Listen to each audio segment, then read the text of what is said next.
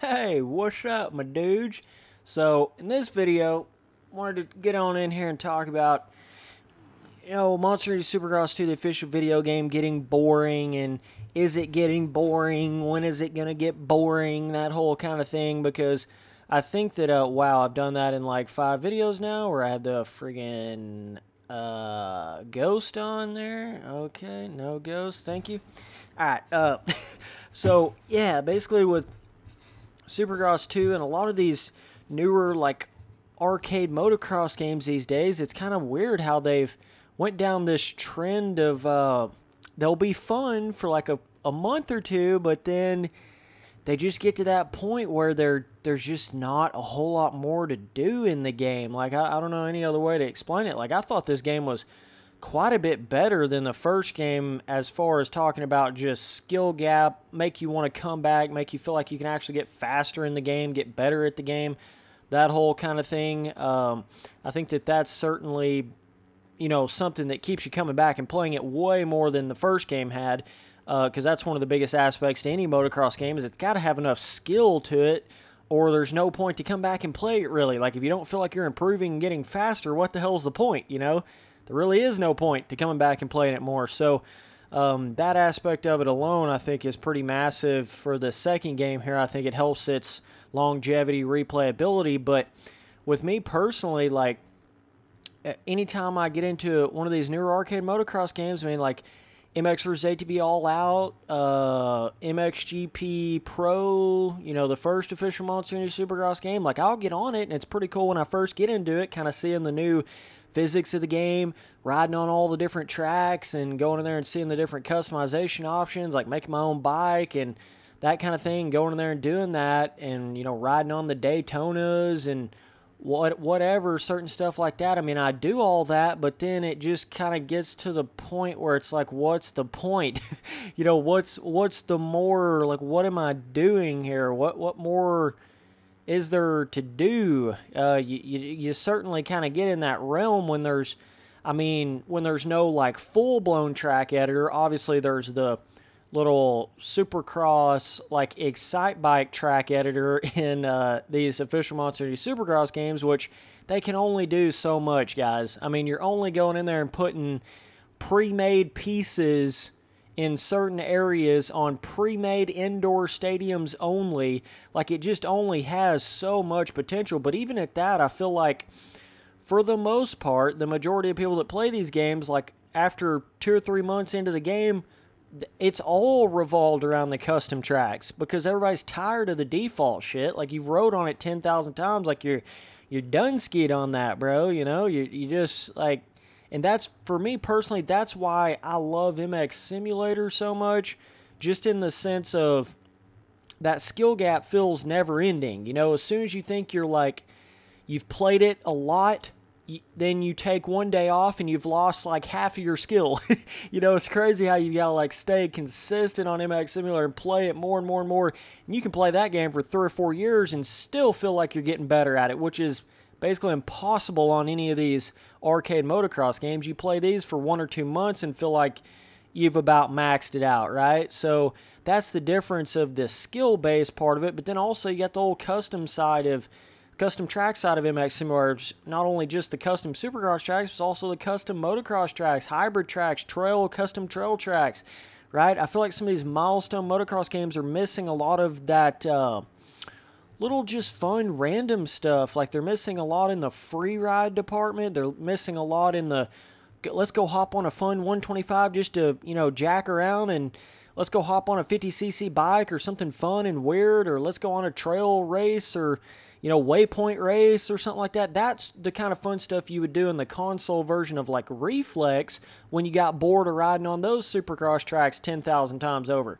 That's the kind of stuff you did, and that's what made that game last so long. It wasn't just the Supercross and the motocross tracks, it was every other element mixed in there in and amongst it. You could spend a plethora amount of time just on the 125s on like Reflex, trying to learn that and trying to get really good at that and trying to master that and have fun with it. But a game that only has one kind of track, I have to go back to that over and over and over. But it's tough.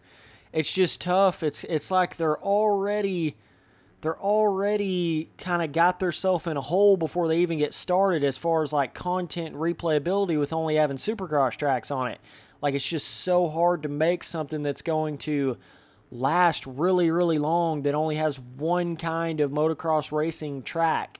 Like, that's so tough for these milestone games, and it makes you look. I feel like most people with the Supercross 2 official video game, we're already looking at like, what's this DLC gonna be? You know, like, it's gonna have to be something pretty decent to really keep this puppy rolling. I mean, that's what I feel like in my own opinion. You know, and like obviously fixing the whips and updates, stuff like that. Have they done a little bit of update to the whips? Because it kind of feels like it. They feel slightly different. But thank God, baby Jesus Christ Pastrana, that this Supercross 2 game at least has a somewhat more of the just skill gap in the jumping. You know, skill gap in the landing and cornering and all that kind of stuff. Thank God it's got that. That alone makes you want to come back and play it more than I feel like the first game does, you know, just in that sort of sense. But yeah, you would think a game that is so heavily based around the track editor and I mean, that is like one of the biggest things that's like going to carry this game forward to any degree for any long period of time. You'd think they'd put a little bit more into it. You would think they would, you know, really go in there and think about putting more into the track editor, right? Like, instead of 7 new track pieces from the first game, like, you would figure they would do more than that with it. But they really haven't done all that much more in the track editor of the second game. They just really haven't. So I'm kind of shocked by that. I mean, that would have been one of their biggest tickets to making this game last like long periods of time. I guess in my mind, it just always comes back to like, it is just such a weird thing how, you know, MX Simulator came out in 2007, right? You paid $30 or $40 for it way back in the day. And it still has a thriving community more than a decade later, still has custom tracks coming out for it more than a decade later, still has all of the most modern replica Supercross, replica motocross tracks with pro racing and everything in it. And you've only had to pay for it one time, right? But it's the same game. You've kept all your skill that you've learned in the game over all that period of time. But like, you get to some of these arcade motocross games and it's like, just over the past 3 or 4 years, there's been like 10 different milestone motocross and supercross games, you know, where they feel completely different from each other. They don't keep the old tracks at all. So it's like you're like on this new game with the new tracks, but you just completely erase all the old content. Every time you go to a new game, you don't have any of the old content at all, which is super bizarre. I think they really need to figure out a system with some of these arcade motocross games where they can carry over their tracks somehow. Like, I don't see what the problem with that would be, but that's what's crazy about MX Simulator is you keep every bit of those older tracks, all of the replica Supercross tracks, all the way back from 2011 onward, all those replica motocross tracks. It's just like crazy the amount of stuff you can come back and do in a game like MX Simulator if you start to get bored of like the modern, up-to-date, you know, if you get bored on the 2019 RF replica Supercross tracks, you can go ride on a plethora of different stuff, but it's like if you're riding on Monster Energy Supercross 2, the official video game, and you get bored of some of the 2000, it's technically 18 on these replica Supercross tracks, what else is there to do? Go to the track editor and make more tracks that just look pretty much exactly like the tracks that are already in the game? I mean, yeah, you can make somewhat of some different stuff, but that's about all there is to do if you get bored of it. You can go ride on the compound for like 5 seconds, but it's really not that extensive of a compound. I mean, you get kind of bored of that pretty quick. I think the compound was better on MXGP Pro than it is Supercross 2, the official video game. That compound is just lackluster in this puppy, man. You know, you just don't have those like 3 different full-blown free ride biome maps in the game to go ride on and have fun and throw whips over massive hill jump areas and stuff like that. You don't really have any of that. Like I said, you know, you don't have any of them fun like tag modes or go on there on the 2 strokes or any of this stuff. You just don't really have it. Like trail riding over logs, going through hill climb sections, Oh, by the way, not to mention, no motocross tracks, no outdoor national tracks pretty much whatsoever other than that little track on the compound. That's it, right? I just can't believe, like, obviously they're capable of putting some sort of motocross track in their Supercross games. Like, why wouldn't you just put more in there? Like, good God, why wouldn't you just throw 3 or 4 more motocross tracks in the game? It doesn't make any sense. Man, that would add light years to your overall replayability to your game and reason for people to come back. Like, why can I not make a custom track outdoors? Why does everything have to be full-blown indoors?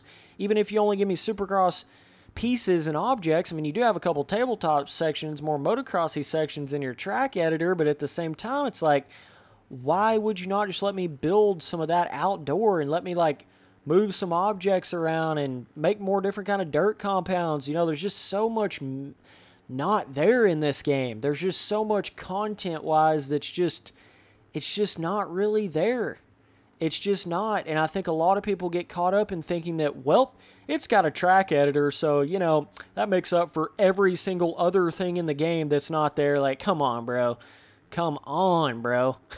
Some of you guys honestly think that way, and I don't know where you get that from, but it's like, man, you can have all the track editor in the world, but if you can't even make motocross, true motocross, outdoor motocross tracks on it, you know, you're building from these pre-made pieces, it's only so extensive. You know, you can only do so many different things with that before that starts to become repetitive and boring. So the only way I feel like you can have that motocross game that lasts like a decade that doesn't get repetitive and boring is like, you know, Reflex and MX simulators with the full-blown extensive track editor. So they have to improve on their track editor pretty massively in these Milestone Supercross games. They basically have to. And not only that, but they can't be scared to go in there and really start putting more motocross tracks and trail racing tracks and more free ride maps. They have to do it at some point, or it's just going to be this system of hop on there, play it for a couple months, kind of fun, pretty fun, cool changes, but then you're back to square one again where you're waiting on Supercross 3, the official video game. Then that one will come out, and it'll be a 15% improvement. It'll be a 0.5 game improvement over this. It'll be just a little bit better in certain areas, but you'll have all these tracks completely erased, so you'll get on that new Supercross game and only have the 2019 17 replica rounds of Supercross tracks, and that's it. That's all you'll have in it. Maybe one compound track in the next Supercross. You see my fucking point. You see where there has to be more here. There has to be. They have to start improving on that and starting to change their ways on that, man. They have got to start putting more in here because it's just not cutting it, bro. Like, it is just not cutting it at all, in my opinion. It's just disappointing because it's got so much potential, but it's just you don't have enough stuff to ride on. It's like, it just, I don't know. Well, just think of it this way, right? Think of if Reflex only had the Supercross tracks on it, and that was it. It didn't have any of the motocross tracks, didn't have any of the waypoint tracks, didn't have two-strokes, didn't have any of that.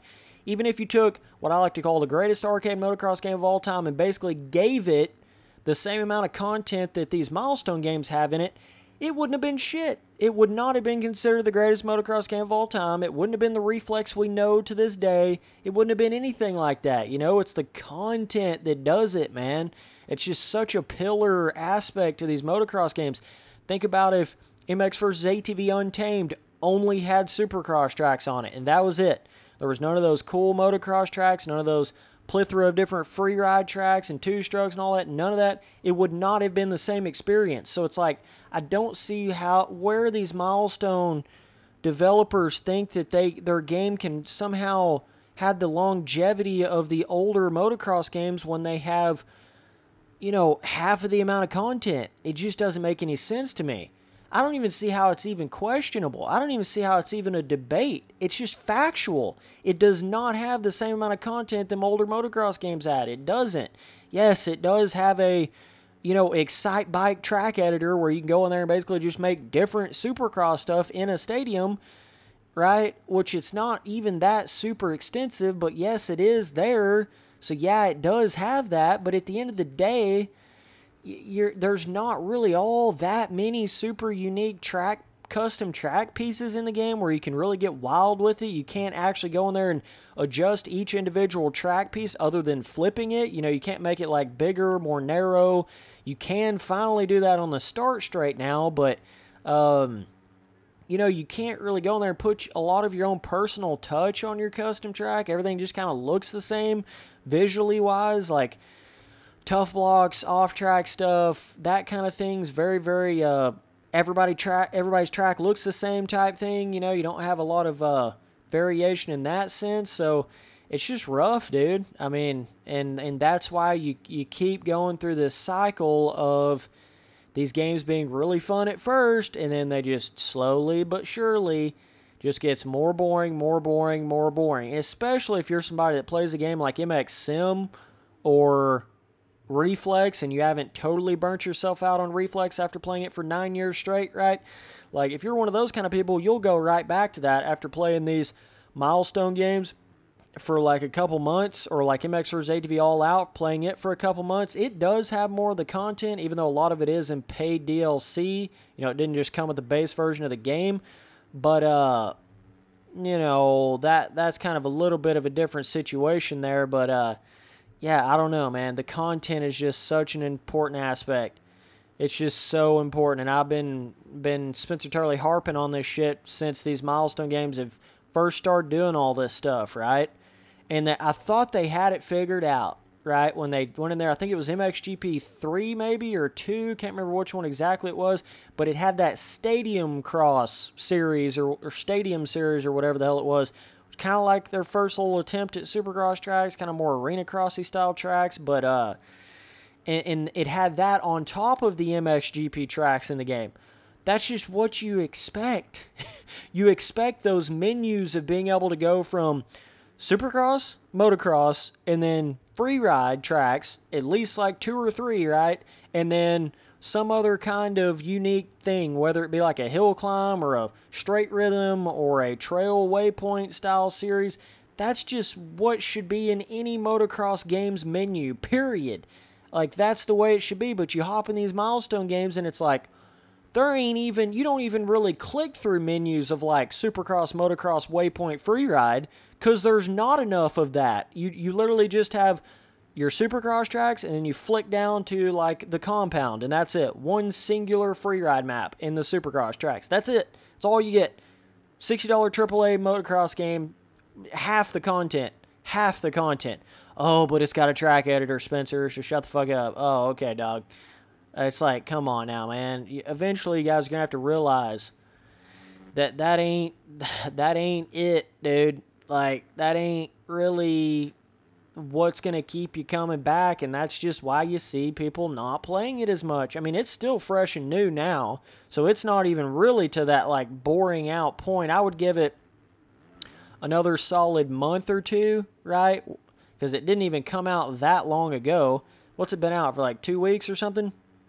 2-3 weeks maybe? So we're not even through, like, the full-blown first month of it yet, are we?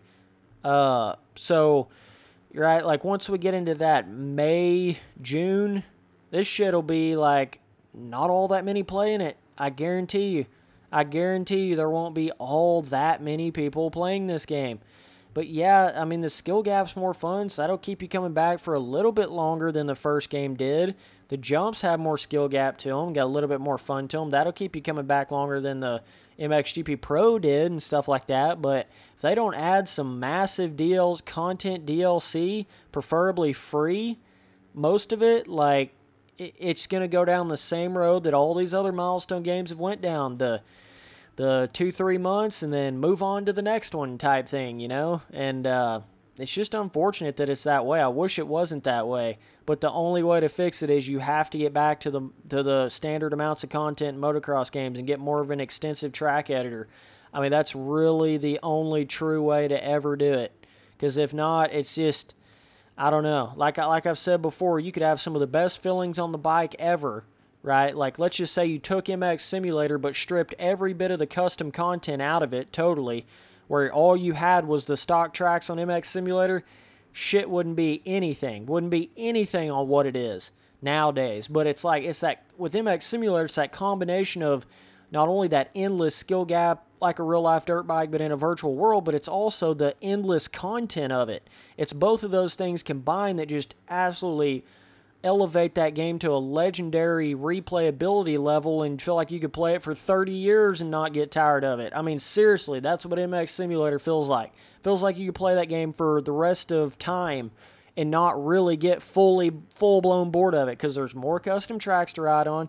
You can get into making your own custom tracks. There's still the pro racing every year with the new replica tracks, motocross, supercross. You can get into more trail riding in that game. You can get into enduro cross in that game. You can get into free riding in the game. You know, there's so many different little elements. Get on 50cc bikes in the game, 350 KTMs, 125, 252 strokes in the game.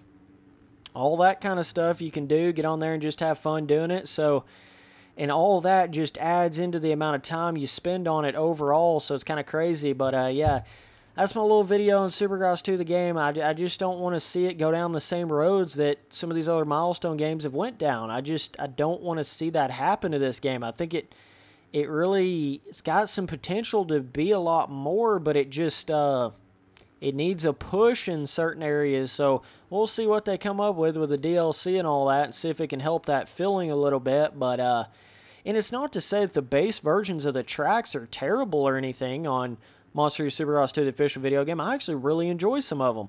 I think some of them have some awesome jumps on them, awesome skill gap jumps and stuff like that. But at the end of the day, it don't really matter how good they are if all you have is one kind of them. Like I kind of made that example before with if Reflex only had Supercross tracks, or if MX vs. ATV Unleashed only had Supercross tracks, you know, it wouldn't be the same experience that what makes it so great. It wouldn't be that without the motocross tracks combined, the multiple free ride tracks combined, and then the waypoint or more trail, you know, little side series type thing combined with all that.